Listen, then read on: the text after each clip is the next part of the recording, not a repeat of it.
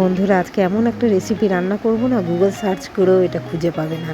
দারুণ টেস্ট, বিয়েবাড়ি ফেল, খুব স্পেশাল কিন্তু। আর তার থেকেও মেন জিনিস, যে সবজিটা দিয়ে আমি রান্না করছি সেটা কিন্তু অনেকেই পছন্দ করে না, তিতা বলে। ঠিক ধরেছো, করলা। তো যাই হোক, কীভাবে রান্না করছি চলো দেখাই। এই রান্নাটা কিন্তু আমি আমার শাশুড়ি মায়ের কাছ থেকে শিখেছি। হ্যাঁ, আমি দুটো করলা দিয়েই কিন্তু তোমাদেরকে দেখাবো, যেহেতু আমার দুটো করলাতে হয়ে যাবে সেই কারণেই। তো করলাটাকে আমি সিদ্ধ করে নিয়েছি, সিদ্ধ করে ওইটার পেটটা কেটে যা নাড়ি বুড়ি আছে সব এই বার করে বাটির মধ্যে রেখে দিয়েছি। এইবারে এইটারই হচ্ছে আসল খেলা। এইটাকে যা কারুকার্য করা করবো। তো যাই হোক, চলো দেখাই কিভাবে আমি রান্নাটা করছি। কেন, একটু এধার ওধার না করলে হাজব্যান্ডও কিন্তু খেতে চাইবে না। কাঁচা লঙ্কা, কারি পাতা, কালো জিরা আমি অল্প একটু তেলের মধ্যে ফোড়ন দিয়ে দিলাম। এখানে কারি পাতাটা ঘরে ছিল তাই দিলাম। তো যাই হোক, কেউ শুকনো লঙ্কাও দিতে পারো ফোড়নে, আমি কাঁচা লঙ্কা ছিল কাঁচা লঙ্কা দিলাম। এর মধ্যে বীজটাকে আগে আমি ভেজে নেবো, যেহেতু চিটা আছে তো সেই কারণে বীজটাকে আমি মোটামুটি 50%-এর মতো ভেজে নেবো আগে। ঠিক আছে, এবার 50% যখন ভাজা হয়ে যাবে তারপরে এই রান্নাটা কিন্তু খুব একটু ধাপে ধাপে করতে হবে, তাহলেই তিতা লাগবে না। পেঁয়াজ, টমেটো, কাঁচা লঙ্কা আর রসুন আমি কিন্তু সব অল্প অল্পই দিয়েছি, 2-3 কোয়া করে। ঠিক আছে, হাফ টমেটো দিয়েছি, ছোট্ট হাফ পেঁয়াজ দিয়েছি, তার কারণ আমি যেহেতু রান্নাটা খুব অল্প করছি সেই জন্য। 50% ভাজা হয়ে গেছে, এবার এই তেলের মধ্যে কিন্তু ওগুলোকে ভাজবো। এই তেলের মধ্যে আমি ওগুলোকে বেশ করে একটু ভেজে নিচ্ছি। আর তাহলে কী হচ্ছে, ওই ভাজার মধ্যেই এগুলো ভাজা হয়ে যাচ্ছে একসাথে, আর খেতেও ভালো লাগবে। প্রথমেই দিলাম না, তার কারণ পেঁয়াজটা ভাজা হয়ে যাবে, অথচ বীজগুলো ভালো করে ভাজা হবে না। আর আমার টার্গেটই ছিল যে বীজগুলোকে আগে কড়া করে ভেজে নেওয়া, সেই জন্যই। যাই হোক, আমি বানাচ্ছি, তোমরা দেখো। কিন্তু একটা কথা বলতে পারি যে দারুণ লাগবে খেতে, বাচ্চা বয়স্ক সবাই কিন্তু খেতে পারবে। তো চলো কিভাবে রান্নাটা করছি দেখো। ভাজা বাদাম নিলাম, পোস্ত নিলাম, একটু চিনি নিয়েছি, সর্ষে নিয়েছি আর শুকনো লঙ্কা নিয়েছি। চিনিটা দিলাম যেহেতু করলার বীজ আছে, তো একটু হালকা মিষ্টি দিলে ভালো লাগবে। আর হ্যাঁ, আমি এই ভাজাটার মধ্যে কিন্তু নুন হলুদ অবশ্যই দিয়েছি, সেটা আমি তোমাদের বলতে ভুলে গেছিলাম।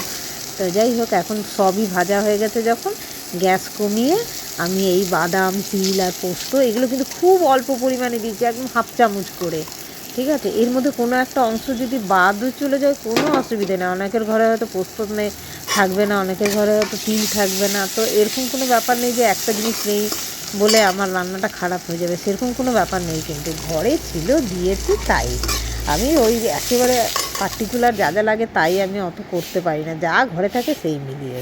এবারে ভাজাটাকে কিন্তু এবারে এই যে আমি ভাজাটাকে নামিয়ে নিলাম, আর কি সুন্দর একটা গন্ধ বেরোচ্ছে জানো। এবার এটাকে বাটবো, একটু জল দিয়ে বাটবো, শুকনো তো অতটা বাটা যাবে না। তিল আর বাদাম ভাজলে খুব ভালো লাগে। এবারে ওই আবার একটুখানি পেঁয়াজ, টমেটো আর রসুন এগুলোকে ভাজলাম, অল্পখানি কেটে কুচিয়ে ভাজলাম। ওর মধ্যে আমি মশলাগুলো দিয়ে দিলাম, মশলা ওই ধনে জিরা এগুলো দিয়ে কষিয়ে ওই যে বাটাটা, ওই বাটা মশলাটা দিয়ে দিলাম। এবারে একটুখানি ডাল ছিল, ওটাকে বেটে রেখেছিলাম, যেহেতু আমার বেসন ছিল না, বেসন থাকলেও হতো। ডালটাকে বাটা ছিল ডাল, তো সেই ডাল বাটাটা আনলাম, ওইটাও কাজে লাগবে। তো যাই হোক, আবার একটুখানি চিনি দিয়ে দিলাম, যেহেতু আমি একটু পেঁয়াজ ইয়ে করলাম, চিনি আর একটু আচার দিলাম এই মশলা কষানোটার মধ্যে। ঠিক আছে, আচার দিলে একটু টকটক ভাব লাগবে, দারুণ লাগবে। আর বেসন বা ডাল বাটাটার কী কাজ সেটা আমি তোমাদের বলছি। এই দেখো, এটাকে না দেখালে তোমরা বুঝতে পারবে না। আমি কিন্তু এই বাটাটার মধ্যে, আবারও বলছি, এই যে বাটাটা দেখতে পাচ্ছ, ভাজা বাটাটা, এর মধ্যে কিন্তু আমি একটু চিনি আর একটু আচার দিয়েছি, যে কোনো আচার দিতে পারে, কারণ একটু টক মিষ্টি ভাব লাগছে না, এটা খেতে ভালো লাগবে এই পুরটা। ঠিক আছে, যেহেতু করলার তো তাই।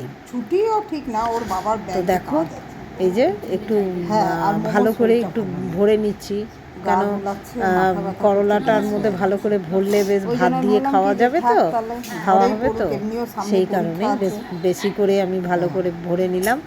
এইবারে এটাকে আমি কি করব, এইটার মধ্যে ওই যে ডাল বাটাটা, হ্যাঁ বেসন কিংবা ডাল বাটা যার ঘরে যেটা আছে, আমার ঘরে আগের দিনের একটু পকোড়ি করেছিলাম রাত্রেবেলায়, সেই ডাল বাটাটা ছিল, ওইটাই দিয়ে দিলাম। তা যাই হোক, ওইটা দিয়ে মুখটাকে আমি বন্ধ করে নিলাম। ঠিক আছে, এইবারে এটাকে আমি ছাকা তেলে ভাজবো। তো যাই হোক, আরেকটাও আমি পুরটা ভরে নিচ্ছি। মেন এইটার কাজ হচ্ছে পুরেরই কাজ। পুরটাকে যদি সযত্নে বানানো হয় তাহলে ভালো। আর যেহেতু আমি এই বাটাটার মধ্যে একটু ভাজা পেঁয়াজ টমেটোর মশলা কষা আছে, তো বেশি একটু দানা দানা হাতে লাগছে, ভালো লাগছে। তো যাই হোক, ডাল বাটাটা আবার একটুখানি দিলাম। এবার ডাল বাটাটাকে পুরোটাই আমি দুটোর মধ্যে গায়ে একটু মাখিয়ে নিলাম। এইবারে আমি একটু কলা পাতা ছিঁড়ে এনেছি, ওই মুখ বডিটাকে একটু বাঁধবো বলে। বাই চান্স যদি ডাল বাটার ওখান থেকে মুখটা যদি খুলে যায়, অনেকে সুতো দিয়ে বাঁধে, তো আমি আমার মাকে দেখেছিলাম কোনো রান্নায় যদি বাঁধার কোনো কাজ হতো, তো মা কলা পাতা বা কলা গাছের যে সুতো সেগুলো দিয়ে মা বাঁধতো। তা সেই জন্য আমারও মনে হলো যে ওইটা দিয়ে আমি একটু বেঁধে নেই। যদিও বেসন দেওয়ার জন্য সেইভাবে খোলে না, তাও কলা পাতা দিয়ে একটু জড়িয়ে দিলাম।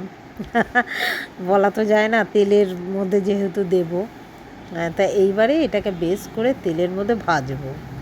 ঠিক আছে, তেল একটু বেশি লাগবে, কিন্তু তেলটা কিন্তু বেঁচে যায়। ঠিক যেরকম লুচিতে ছাকা তেল লাগে, কিন্তু সব কি আর লুচি টেনে নেয়, ঠিক সেরকম আমি একটু বেশি তেল দিলাম। আগে যতটা তেল দেখিয়েছিলাম তার থেকে এটা একটু বেশি তেল দিলাম, একটু মোটামুটি 3-4 চামচের মতো। এবার এই করলাটাকে বেশ করে ভাজি, এক ফোঁটাও তিতা লাগবে না, এত সুন্দর লাগবে না খেতে, মাছ মাংস ফেল।